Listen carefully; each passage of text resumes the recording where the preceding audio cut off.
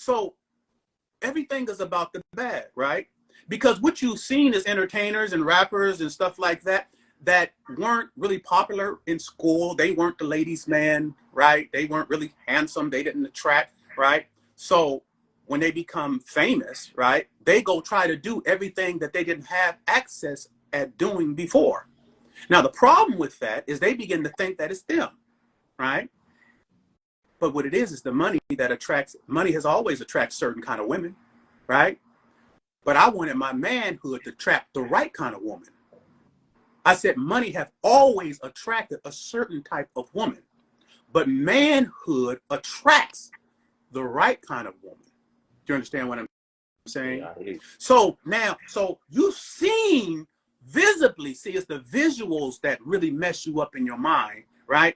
That's why social media is so deadly, because it's so visual. So when you see the videos and you see all the beautiful women and you see the dudes on there, you know, and they look like they having it their way and all this kind of stuff. Oh, those visuals got you. And so you have been conditioned to believe that the most important thing is the bag. You've been tricked. You've been lied to. I try to say it all the time. You've been lied to. That's why it's so easy for you to hear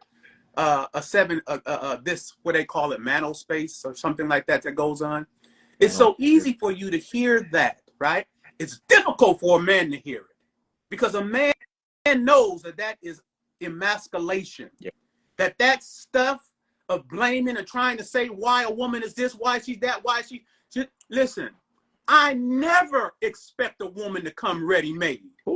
Let them know. Never. Let them know. Right?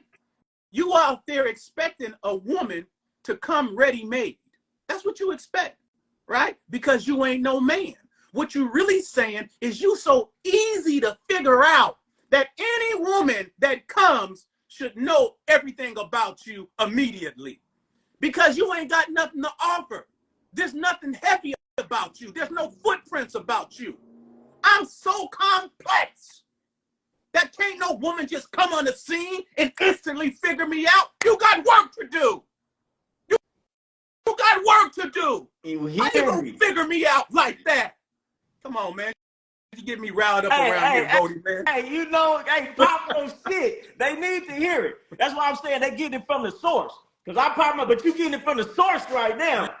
Go ahead, you get me fired up. You get me fired up right now. So let's go back to that. Let's really break it down for them. I really want to bring some value, right? So let's let them know, because you speaking on all the topics that I had for you, right? So how is it that the average man has trouble attracting one woman, getting one woman to respect him? The average man couldn't get a woman to make him a sandwich, yet you were there able to have many women under one roof, obeying, willfully submitting, and giving you money. What are the principles that these guys are missing that allows a man's girlfriend who loved him to still leave him and come pay you because she respected you? What are the principles that they're missing? What is the difference between you and them? Okay, so let's get into that, right? I wanna let me just dispel a few things before I get into that. There's a lot of beautiful women out there, beautiful, handsome guys out there, and the average person will think because a person is handsome, you might get a look. Yeah, you'll get a girl look at you if you're handsome and stuff like that, but that really ain't gonna hold a female, right? I know a lot of men that might not be as handsome as other men. Some people might consider those men unattractive, that will have 8 and 9 women, right, at one time, right? So you figure this man is what you think could not attract beautiful women, but here this guy is that he has all these beautiful women, and not just one guy, a lot of them, right, that have these beautiful women, and they might not be attractive. So it has nothing to do with what you look like, first of all. Let's just dispel that real quick, right? Right? The information is so powerful, it don't have anything to do with what you look like. Nothing, okay? Dispel that. So, well, what does it have to do with, right? It has to do with value, right? It has to do with a woman. I remember I was in a club in Frisco back in the 90s. I'm aging myself. I know I look extremely young, but I'm older. I was in a club in the 90s, and I was talking to this girl, pretty little girl. And, you know, towards the end, when the club was about to end, I told her, I said, I want you to know that, you know, after the club and when we leave here, I didn't come with her. I met her there. But when we leave here, there ain't going to be no sex going on. She looked at me like she was supposed to be the one to say that. That's how she looked at me, like, yeah, there ain't going to be no sex going on, right? So in her mind, she's so used to guys because she was so pretty, right, that was the focus of a guy, right? And so what happens is, because that be the focus, right, their womb, their coochie is elevated. And women are extremely smart and have been able to utilize their womb as a weapon since the beginning of time, right? So it is a natural thing for her to know that the average guy is going to be bowled over, not only by her beauty, but by her womb, right? So when I told her, I want you to know that there ain't going to be no sex going on after we leave the club, right? We can go somewhere and eat something, but there ain't going to be no sex going on, right? Automatically, I'm appealing to something in her that has never been appealed to. Never been appealed to. She looking at me like, who this N-word, I don't know, but who this N-word think he is? Gonna tell me there ain't no sex going on, right? So now, instead of her being the one denying and elevating the womb, I just minimized the womb.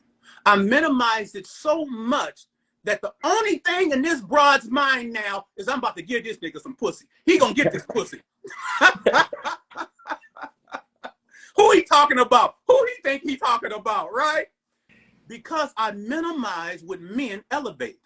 I minimized it, right? Because I wanted her to understand you was dealing and you was in the presence of a man, right? That wasn't enough for me. I know it's been enough all your life and you're 24 and it's been enough because men have swooned over you. And it's not that I don't think you're beautiful, because I think that you're gorgeous. But I want you to understand that is not going to be enough for me, right? Because you're in the presence of what you've never been in the presence of.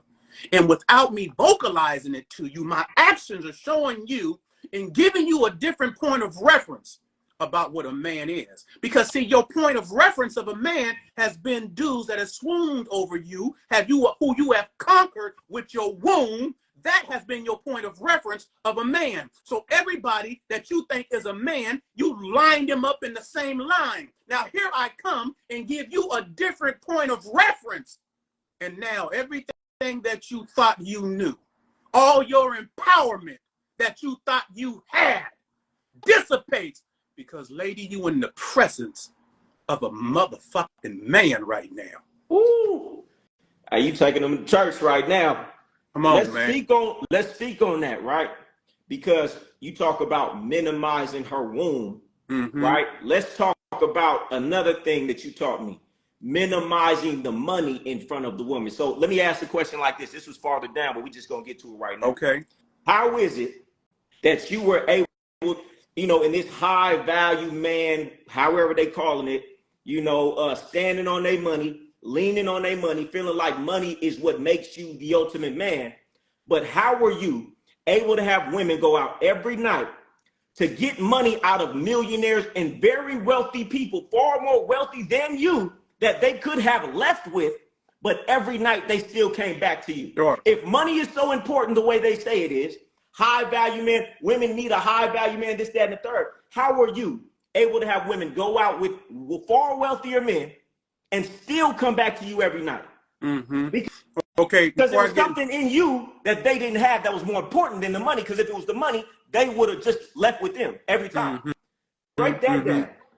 Okay, let me say this before I go into that. So, you know, I was taught by my father, Mel Taylor, to be a Renaissance man, right? And that means a man that has information in a lot of areas of life, right?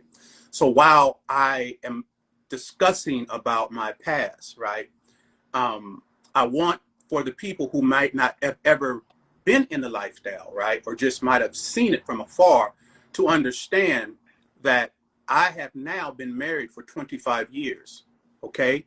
So so what that does for me is it's able to give me perspectives from the street life, from the square world, right? So that's the multi-dimensional, being multi-dimensional as a man, that Renaissance man, right? So now I'm gonna get into what young Goldie said, but when I have conversations with people, what I say is that it's really hard to probably really outthink me in a lot of situations, because most people are pulling information from one area. Like a dude might be a street captain, but you know he's sharp because the streets done taught him and he knows how to move through them streets, right? Somebody else might be scholastically smart, formally educated, right? Book read, right? Somebody else might be real spiritual, know about God, right? And been to theological school, whatever. So they're pulling from those areas of information that they have, right? So I am pulling from all three sources of those informations, 100%, right? Know the Bible better than most. Was ordained as a minister when I was 18 years old. You know what I'm saying? Very self-educated, been to the streets, been King Kong on the streets, a top guy when I was doing it. At every generation, there's somebody that's top, right? In my time, that was me, right? So I have all this information coming from every single one of these forms of information. So when somebody's just talking to me from a street perspective, I'm pulling from everything. He only pulling from one thing, right? He might be a preacher thinking he's telling me, but I know all that he knows and probably more, but I'm also pulling from these streets, and I'm also pulling from that scholastic stuff, right? So that's why it's important, going back to that Renaissance man, right? Being informed in many areas of your life, and what that does is it pours value into self, right? And so that's a good segue into what Goldie asked me, right? So when there's value in self because you've done the work, you weren't lazy, right? You weren't lazy about doing the work about you, right? You read, right? You observed, you applied, you failed, you got back up until you got it right, right? You developed character. When you went through circumstances and situations, you didn't let your passions or the deceptions or the seductions keep you away from your principles and from your character. And that developed manhood in you. It developed trustworthiness in you, right? So when you speak, there is evidence behind your words. See, I'm talking about building the value of the man, right? And so when a woman comes in your presence and she begins to see this well-rounded individual, you think a woman wants security by money. Nah, bruh, that's that lie. The security she wants is within the man. How stable he is. Can she believe his word, right? Has he been tested? When trouble comes, do he act like her in the trouble, or do he tell her, don't worry about it, it's going to be all right? And when he says it, does he say it with conviction where she can believe it? See, that's the stability the woman needs and wants. But if you haven't done any homework with self, you haven't done it because you think, I'm going to go out there and party, right? You think everything is about partying or going to have some sex and you know what I'm saying? All those kind of things, right? But then what happens when a woman that you might be interested in, runs into an individual like myself? So right. What chance do you have? I mean, really, what chance do you have, right? You have to do the work in self. Every one of you out there, all the work you've been doing, 80% of your time, you investing into her. And I'm not talking about one particular woman that you have. When I say invested in her, that means the chase for the woman. 80% of your time in your mind is all filled with going after the woman. I got to get me a girl. I got to go get some sex. I'm trying to bag this one. I'm trying to do 80% of your time, right? Where 80% of your time need to be invested in self. That's where it needs to be invested. But you know why it's not invested in self? Because you've never seen why it was important to be a man. Some of you've grown up without your daddy around, right? You've never seen interactions of how a father moves in his household. You've never seen that, right? And so there's no value that you see in that position because you've never seen it played out in your life, right? So there's no credence that you give to manhood. You give credence to womanhood because you've seen your mama play things out, right? And it's been a benefit, but it's been a curse to you at the same time. And I'm going to get to that. But I want to talk about this man for a minute, right? Yeah. So you've never seen, right, what it looks like for a father to take care of his household. So taking care of a household is something that's not important to you. You don't even see the value in that, right? Because that's a part of manhood that you have lacking, right? The pride of knowing that I'm vast enough to handle